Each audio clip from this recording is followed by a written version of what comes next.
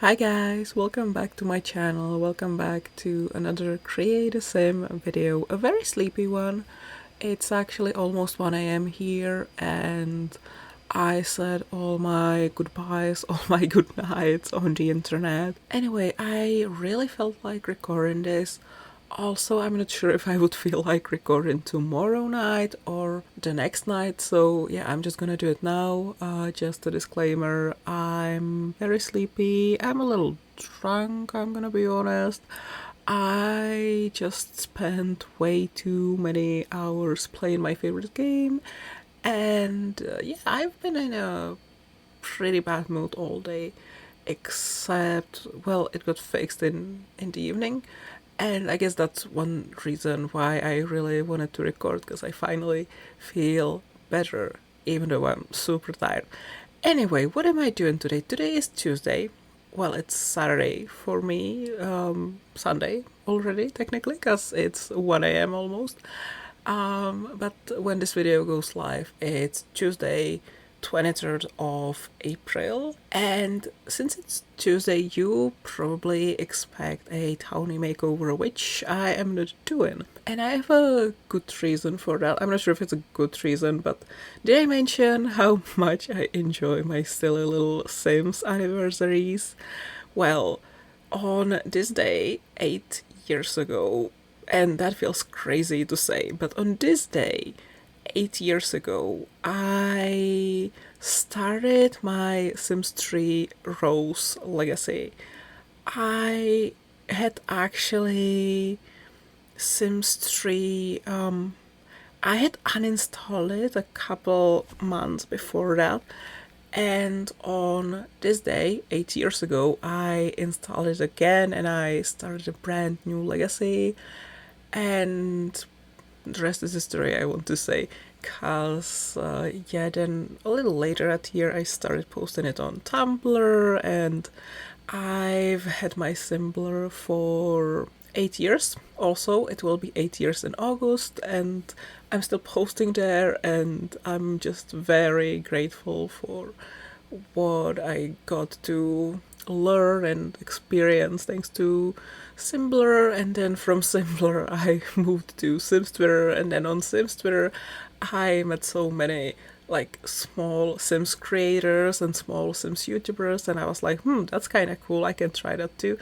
And here we are. So yeah, I feel like starting this legacy and then starting my Simbler, it was kind of like a big defining point of my life, I guess you could say. I know that sounds silly because it's just Sims and it's just internet stuff, but my internet stuff is pretty important to me, I would say, and it has helped me a lot of times. So yeah, I wanted to kind of celebrate this 8th anniversary.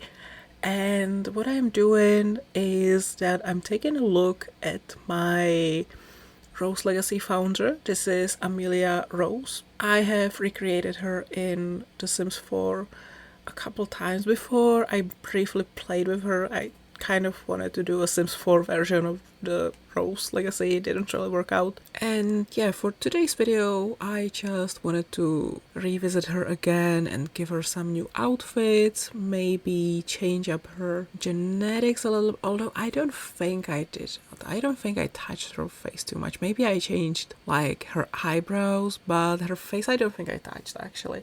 So yeah, it was just new outfits and new hair, which by the way is super lovely. And I was going to say the name of the creator and I cannot remember it now. Is it Simkatu or something like that? I hope I'm saying that right, and I hope I didn't butcher their name. But I've discovered them recently and they make such adorable hair.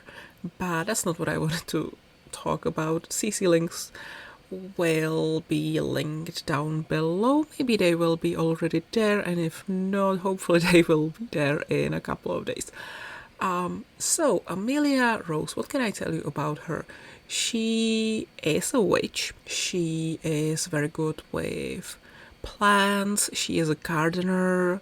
She's kind of a perfectionist. She's kind of very smart. And as for her storyline in The Sims 3, the original storyline behind how she became a founder of a legacy is that she was born and raised in Moonlight Falls, in like a witchy community, kind of a cult, I want to say.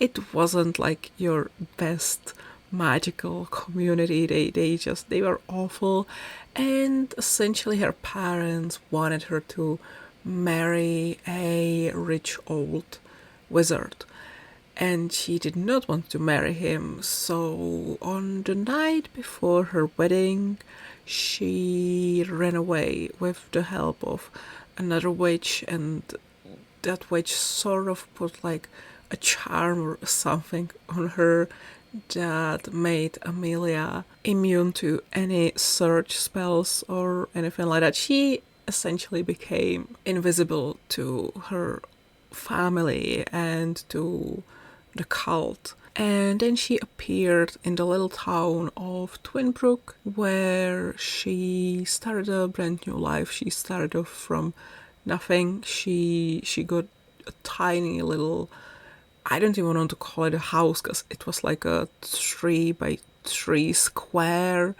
with divorced bed in it. You know how legacies are, like the original basic, not a lot of rules going on kind of legacies. Yeah, that's what I did with Amelia at first. I think her generation was very much how you're supposed to play a legacy challenge, a basic legacy challenge. But then I sort of started doing all sorts of stuff, and then when I started posting the legacy on Tumblr, things really turned out completely different from what I wanted it to be at first, and there was a lot more storytelling in the later generations, and I'm still attached to this legacy years later, even though I completed it. Technically I stopped at Gen 6, but the Sims from that legacy, they are still very much with me, and I still think about them a lot, and they are much more than just Sims, I want to say. You might also be thinking, so are you also going to give a makeover to Amelia's partner, Amelia's husband or wife or whatever she has? And maybe, but probably not, because the father of her child is not really important. In the original legacy, she married a Twinbrook townie, a guy named Justin, whatever his last name was. And I felt really stupid about that afterwards. Not really when I was playing it, but months later, and especially when I started posting the legacy on Tumblr, I just felt so stupid that the first male townie that Amelia ran into, that she married him. I mean, that's such a simmer move, I guess. Like a basic simmer who's not really involved in any online communities. I feel like someone who just plays for their own excitement, enjoyment, whatever. That sounds like something they would do, I think.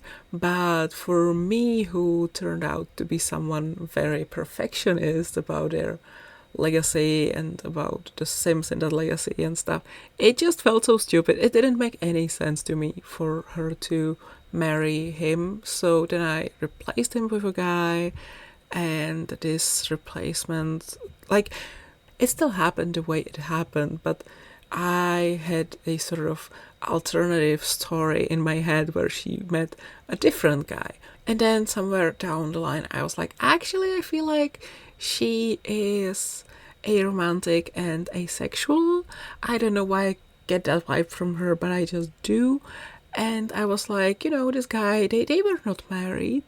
They slept together, kind of because they just wanted to find out what it's like, because this guy, I think his name is Colby.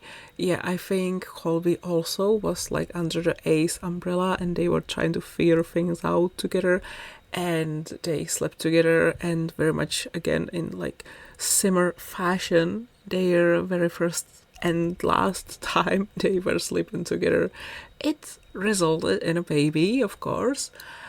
And yeah, now I'm kind of like, well, she's a witch. What if we said that she like conjured up the baby or something like that? Or I could do the science baby thing, and then I can just pretend that she didn't use science, she used magic. I don't know, something like that. But yeah, I'm just rambling now. Maybe I will create or make over Colby later. I'm not sure. Maybe I will, maybe I won't. But we don't have a lot of time left. I'm kind of rambling and I'm kind of sleepy, so it's probably not a good idea to keep going. So I'm just gonna say my goodbyes. So I hope you enjoyed this video. I'm gonna keep it really quick today, watch me. I hope you like this video. Thank you so much for watching, and I hope I will see you all next time. Bye everyone, love you guys. I almost forgot love you guys. I love you guys so much. Bye everyone. Seriously, love you guys. Bye everyone.